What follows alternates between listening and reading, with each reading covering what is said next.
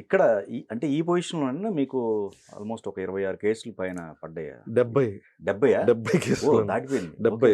ఆ! ఆ! 70 కేసులు. అంటే ఇప్పుడు స్టాండర్డ్‌గా ఉంది 26 లేదు లేకపోతే లేదు లేదు 70? 70 ఉన్నాయి. ఓకే. అన్ని 70 పెట్టారు. 70 ఆ! ఎన్ని జిల్లాలు, ఆ! ఏ జిల్లాలు ఏ హ్మ్. కార్యక్రమానికి వెళ్ళినా హ్మ్. పొద్దున్న పేపర్‌లో కేసు నమోదు. హ్మ్. అంతే ఇంక. కాదండి మరి ఇప్పుడు వీళ్ళంటా ఉన్నారు. అసలు రాజకీయ మన రాజ్యాంగం నడుస్తుందా? రెడ్ బుక్ నడుస్తుందా అంటున్నారు. మరి ఒక్కొక్కళ్ళు ఆ రోజున చంద్రబాబు నాయుడు గారు లెగవమంటే అసెంబ్లీ మొత్తం లేసాం. ఆల్‌మోస్ట్ ఆ! ఎక్కడ జగన్మోహన్ రెడ్డి గారి ప్రభుత్వంలో ఆయన ఏ రకంగా అయితే రాజ్యాంగాన్ని హేళన చేసి, ప్రజాస్వామ్యాన్ని హేళన చేసి, ఒక నియంతలాగా వ్యవహరించి, వ్యవస్థల్ని తన గుప్పెట్లో పెట్టుకొని పరిపాలన సాగించాడో, కక్ష సాధింపు చర్యలకి భారతదేశంలో ఏ ముఖ్యమంత్రి పాల్పడని విధంగా జగన్మోహన్ రెడ్డి గారు పాల్పడడం జరిగింది. మాట్లాడితే కేసులు, హక్కుల్ని ప్రశ్నిస్తే కేసులు, రోడ్డు మీదకొస్తే కేసులు.